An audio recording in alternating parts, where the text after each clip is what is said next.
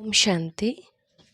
प्रातः मुरली आज 13 तारीख का 13 अप्रैल 2023। आज बाबा ने कहा, मीठे बच्चे, आपस में अविनाशी ज्ञान रत्नों की लेन देन करके एक दो की पालना करो। ज्ञान रत्नों का दान करते रहो। प्रश्न, अपने आप को अपार खुशी में रखने का पुरुषार्थ क्या है? उत्तर, खुशी में रहने के लिए विचार सागर मंथन करो। अपने आप से बातें करना सीखो। अगर कर्म भोग आता है तो खुशी में रहने के लिए विचार करो। यह तो पुरानी जुत्ती है, हम तो 21 जन्मों के लिए निरोगी काया वाले बन रहे हैं। जन्म जन्मांतर के लिए ये कर्म भोग समाप्त हो रहा है। कोई भी बीमारी छूटती है, आफत हट जाती है तो खुशी होती है ना। ऐसे विचार कर खुशी में रहो। गीत, माता हो माता, तुम ही हो भाग्य विधाता। ओम शांति। यह है माताओं की महिमा। वंदे मातरम। हे माता, तुम शिव बाबा के भंडारे से सबकी पालना करती हो। किस प्रकार की पालना? अविनाशी ज्ञान रत्नों की पालना करती हो, अर्थात ज्ञान अमृत के कलश से तुम्हारी पालना होती है। तुमको शिव बाबा के भंडारे से अविनाशी ज्ञान रत्नों का खजाना मिलता है। वास्तव में महिमा शिव बाबा की ही है। वह करण करावनहार है। माता है जगदम्बा। ज़रूर और भी माताएं होंगी, तो यह महिमा माताओं की है। माता हमारी बहुत अच्छी पालना करती है। शिव बाबा के यज्ञ में जो रहने वाले हैं, उन्हों की भी पालना होती है और अविनाशी ज्ञान रत्नों से भी माताओं द्वारा पालना होती है। मेजॉरिटी माताओं की है। बहुत है जो भाई भी बहनों की पालना करते हैं। दोनों एक दो से ज्ञान रत्नों की लेन देन करते एक दो की पालना करते हैं। भाई बहन का, बहन भाई का बहुत रूहानी प्यार होता है। इस दुनिया में तो एक दो के दुश्मन भी होते हैं, एक दो को बिकार ही देते हैं।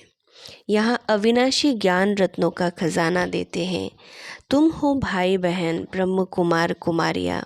तुम्हारा नाम भी बहुत भारी है। प्रजापिता ब्रह्मा के ज़रूर कुमार कुमारियाँ होंगे। वह बुद्धि से काम लिया जाता है। गीत है माताओं की महिमा। जगदम्बा सरस्वती है तो ज़रूर और भी बच्चे बच्चियाँ होंगे, गोया फैमिली होंगे। यह भी समझने की बात है ना। जब प्रजापिता लिखा हुआ है, ब्रह्मा को कहा जाता है प्रजापिता, तो ज़रूर कोई समय ब्रह्मा द्वारा प्रजा रची गई होगी। ब्रह्मा है साकारी सृष्टि का पिता। गाया हुआ है प्रजापिता ब्रह्मा द्वारा ब्राह्मण कुल की रचना हुई। आदि सनातन पहले पहले ब्राह्मण हो जाते हैं। वास्तव में आदि सनातन देवी देवता धर्म कहना ये रॉन्ग है। वह तो है सतयुग का धर्म। यह आदि सनातन ब्राह्मणों का धर्म है, जो है वो प्रायलोभ हो गया है। देवता धर्म से ही पहले ये ब्राह्मण धर्म है, जिसको चोटी कहते हैं। इनको कहा जाता है संगम योगी आदि सनातन ब्राह्मण धर्म। कितना अच्छा राज है समझाने का। बाबा ने समझाया है, पहले जब कोई आते हैं तो उनको बाबा का परिचय दो। यह है मुख्य। ब्राह्मणों की तो राजधानी है नहीं, लिखा जाता है सतयुगी डेटी वर्ल्ड सॉवरेंटी तुम्हारा ईश्वरीय जन्म सिद्ध अधिकार है। देवी देवता धर्म तो बरोबर है, परंतु उन्हों को यह राजधानी कब और कैसे मिलती है ये भी समझाना पड़ता है। इसलिए त्रिमूर्ति चित्र सामने ज़रूर है। इसमें लिखा हुआ है कि स्वर्ग की बादशाही जन्म सिद्ध अधिकार है। किस द्वारा? ये भी लिखना पड़े। ये बोर्ड बनवा कर हर एक घर में लगा दे। जैसे गवर्नमेंट के ऑफिसर्स के बोर्ड होते हैं ना, कोई पास मेडल्स व बैज रहते हैं, सबकी अपनी अपनी निशानी होती है। तुम्हारा भी निशानी होनी चाहिए। बाबा डायरेक्शन देते हैं, अमल में लाना है तो बच्चों का काम है ना। तो कुछ विहंग मार्ग की सेवा हो, ये बहुत मुख्य चीज़ है। डॉक्टर, बैरिस्टर आदि सबके घर में बोर्ड लगे हुए होते हैं ना। तुम्हारी भी बोर्ड लगा हुआ हो कि आकर समझो शिव बाबा ब्रह्मा द्वारा स्वर्ग की बादशाही कैसे देते हैं। तो मनुष्य देखकर वंडर खाएंगे, अंदर आएंगे समझने के लिए। फ्लैट के बाहर भी लगा सकते हो, जिसको जो धंधा है वो बोर्ड लगाना चाहिए। बच्चे कुछ करते नहीं तो सर्विस भी होती नहीं। एक तो माया का वार होता है, निश्चय नहीं है कि हम बाबा पास जाते हैं। 84 जन्म का पाठ पूरा हुआ, फिर नई दुनिया स्वर्ग में आकर वर्षा लेते हैं। ये याद नहीं रहता। बाबा कहते हैं भल कर्म करो, तो जितना समय मिले उसमें बाबा को याद करो। हम ढिंडोरा पीटते हैं, ये सब का अंतिम जन्म है। पुनर्जन्म मृत्यु लोक में फिर नहीं लेंगे। तुम भी जानते हो मृत्यु लोक अभी खत्म होना है, पहले निर्वाण धाम स्वीट होम जाना है। ऐसे ऐसे अपने से बात करते रहना चाहिए। इसको विचार सागर मंथन कहा जाता है। बाप कहते हैं तुम कर्मयोगी हो, क्या तुमको कछुए जैसा भी अक्ल नहीं है? यह भी शरीर निर्वाह अर्थ घास आदि खाकर कर्म इंद्रियों को समेट शांत में जाते हैं। तुम बच्चों को तो बाप की याद में रहना है, सुदर्शन चक्र फिराना है, अपने को मास्टर बीज रूप समझना है। बीज में झाड़ का सारा ज्ञान है। इसकी उत्पत्ति कैसे होती है, पालना कैसे होती है, ड्रामा का 84 का चक्र कैसे फिरता है। 84 के चक्र के लिए यह गोला बनाया जाता है, जो मनुष्य को 84 जन्मों का ज्ञान आ जाए। बाप ने समझाया है तुम सिर्फ 84 जन्म लेते हो। जो आदि सनातन देवी देवता धर्म वाले हैं, अर्थात जो ब्राह्मण से देवता बनते हैं, उनको ही 84 जन्म होते हैं। तुम 84 जन्मों को जानते हो। ब्रह्मा की रात और ब्रह्मा का दिन कहते हैं, इसमें 84 जन्म आ जाते हैं। तो त्रिमूर्ति का बोर्ड बनाए लिखना चाहिए कि ये ईश्वरीय जन्म सिद्ध अधिकार है, लेना है तो आकर लो, अब नहीं तो कभी नहीं। इस हवनहार महाभारत लड़ाई के पहले पुरुषार्थ करना है। ये बोर्ड बनाना बहुत सहज है, चाहे त्रिमूर्ति लगाओ चाहे शिव का लगाओ। नाम परमपिता परमात्मा शिव तो लगा हुआ है। यह है गीता का ज्ञान। गीता में है ही राजयोग की बातें। तब हम लिखते हैं कि देवी स्वराज्य ईश्वरीय जन्म सिद्ध अधिकार है। यह शिव बाबा और वह प्रजापिता ब्रह्मा, इन द्वारा वर्षा मिलता है। स्वर्ग में राजा रानी बनते हैं। राम शिव क्या देते हैं, रावण क्या देते हैं, ये तुम जानते हो। आधा कल्प है राम राज्य, आधा कल्प है रावण राज्य। ऐसे नहीं, परमात्मा ही दुख देते हैं, परमात्मा ही दुख देने वाला है। तो 5 परमात्मा दुख देने वाला है ऐसा नहीं, दुख देने वाला तो रावण 5 विकार है, जो ही विशेष बनाते हैं। सतयुग है शिवालय। बच्चों को भिन्न भिन्न प्रकार की समझानी रोज मिलती है, तो खुशी में रहना चाहिए ना। तुम जानते हो शिव बाबा पढ़ाते हैं, ऐसे नहीं कि साकार को याद करना है। शिव बाबा हमको ब्रह्मा द्वारा सहज राजयोग सिखाते हैं। शिव बाबा आते ही हैं प्रजापिता ब्रह्मा में। प्रजापिता ब्रह्मा और